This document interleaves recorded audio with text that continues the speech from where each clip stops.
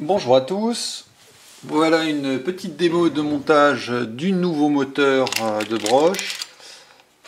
Donc d'abord il faut s'occuper de remettre un connecteur, il est fourni avec. Hop.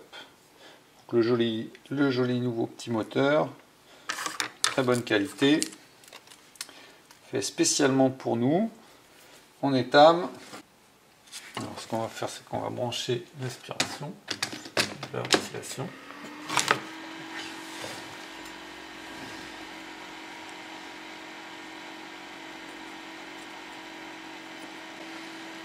Les fils ils sont déjà étamés, mais on va leur remettre un petit coup.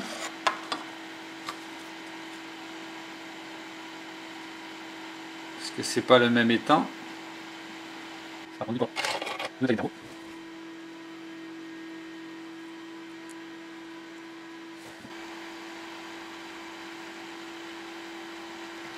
Donc là, moi, mon fer à souder, il est réglé à 340 degrés.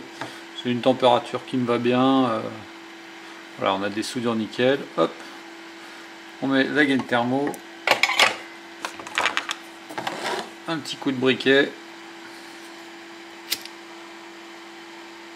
Pas dans le jaune de la flamme pour pas avoir de noir.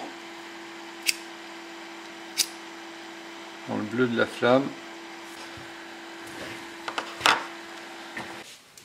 Alors la suite, une fois qu'on a monté le connecteur sur le moteur, on a la croix de montage à mettre en place. On fait très attention à ne pas perdre les vis. Il y a une orientation, donc on met la croix dans le bon sens, en face des trous de montage sur le moteur, et on va glisser les vis sans les faire tomber dans le moteur.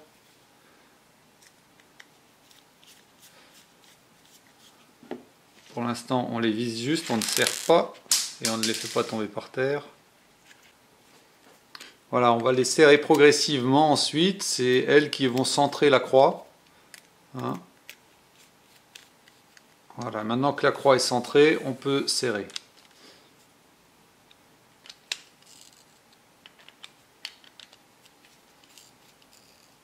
Il faut bien serrer, les vis vont rentrer dans la croix. Et là on va faire un petit contrôle visuel, on va regarder dans le moteur et on va s'assurer que les vis qui dépassent très légèrement à l'intérieur du moteur touchent uniquement la gaine isolante et ne touchent pas de fil cuivré. Alors là c'est bon. Si jamais ça touchait vraiment un fil cuivré, il faudrait ressortir la vis et la raccourcir en la meulant un peu. Mais normalement elles ont la bonne taille, c'est les vis qui ont la bonne taille. Voilà. On a notre croix qui est montée. Maintenant, on va récupérer les colonnettes de montage. Là, j'ai l'ancien moteur.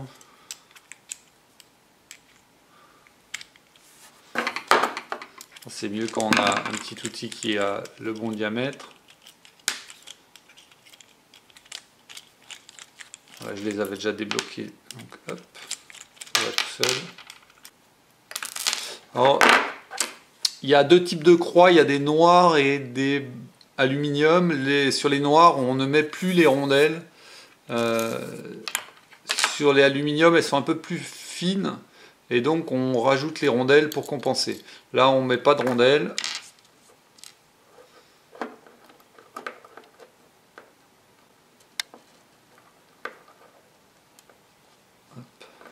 Et on revisse. Alors c'est mieux d'utiliser une pince.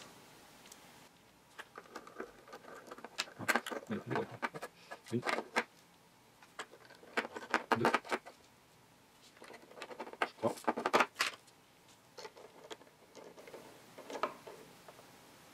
4.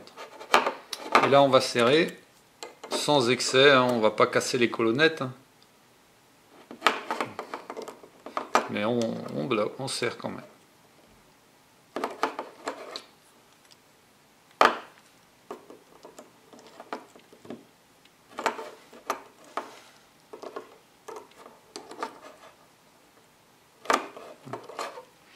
Maintenant, on va prendre la platine, alors, et on va la mettre dans le bon sens et intégrer le porte-fraise sur lequel on a déjà changé le roulement. On va le glisser dedans. Donc sur les platines aluminium, normalement c'est alésé, ça doit rentrer. Hein. Donc on y va doucement. On appuie un petit peu sur la bague extérieure. Alors si vraiment ça bloque un peu, on peut mettre un tout petit coup de papier de verre sur le bord. Un papier de verre fin. Et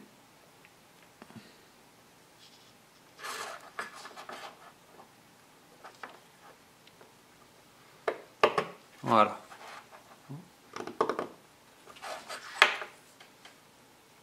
Voilà. Le haut du roulement est au niveau de la platine, voire même un tout petit peu plus bas. De telle sorte que... Alors, il faut ouvrir les vis de pression. En fait, on teste la hauteur en glissant le moteur et on regarde que le porte-fraise ne doit pas appuyer sur le moteur. Hein, donc là, on voit qu'il y a... On rentre un peu dans l'épaisseur de la... On rentre un peu dans l'épaisseur de la croix, mais on ne touche pas le moteur, donc c'est très bien. Ça ne va pas le repousser.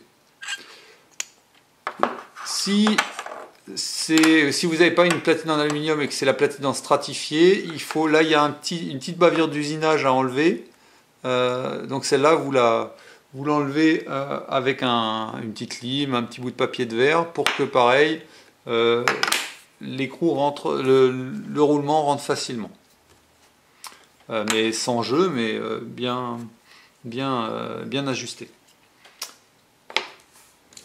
Alors, on a donc notre roulement qui est en place. J'ai ouvert les vis de pression. Je mets mon moteur. Et là, on a, en fonction de l'anthrax, en fait, il existe deux croix. Hein, je l'ai déjà dit, une noire et une aluminium. Elles n'ont pas le même anthrax. Il y en a une, ça doit être 32, l'autre c'est 33. Donc, en fonction de la croix que vous avez, soit vous vous mettrez dans cette position, soit dans celle-là. Les trous sont faits pour. Donc vous regardez en face et puis vous allez bien vite voir en face duquel vous êtes. Il y en a un où c'est trop décalé et il y en a un où c'est en face. Là, hop, on est en face. Donc nous, c'est comme ça. Les vis de 10, 3 par 10.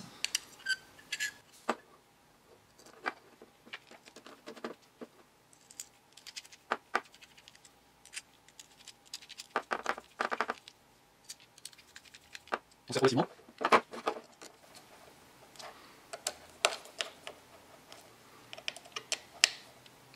Pareil, on n'est pas obligé de... On va pas tout casser, hein, mais on serre quand même. Et une fois qu'on est là, maintenant, il faut serrer la... On va déjà vérifier que ça tourne correctement. Voilà. Et on va fermer les vis de pression sur l'axe du moteur. Alors, progressivement, un côté où on va juste au contact, puis l'autre, on va juste au contact, on serre un petit peu plus que le contact, puis l'autre. Voilà, et quand les deux sont bien au contact,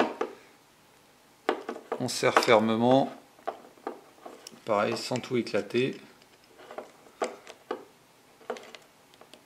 On n'est pas en train de travailler sur un semi-remorque avec des clés plates de 1 mètre de long. Voilà, le changement est effectué. C'est prêt à fonctionner. Branchement, contrôle. Si jamais le moteur a des ratés, ça peut être dû à une vis qui pousse un fil à l'intérieur. C'est très rare, mais ça m'est déjà arrivé. Donc voilà, vous savez, il faut contrôler la longueur des vis. Mais normalement, ça doit fonctionner parfaitement.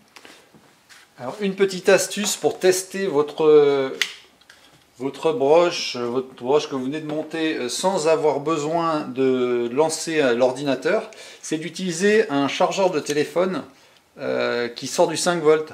Et vous prenez le câble USB de la Fakir et vous le mettez sur le chargeur. Ce qui fait que vous allez avoir l'interpolateur, l'interface qui sera alimentée en 5 volts.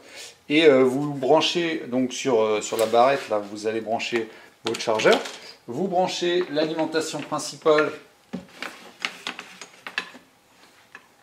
de la Fakir et vous disposez du contrôle manuel.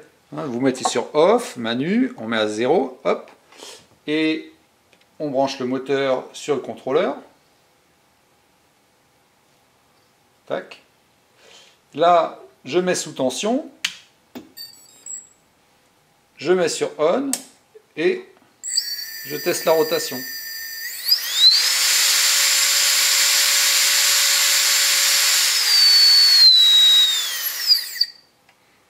Voilà, prêt à fonctionner, bon pour le service.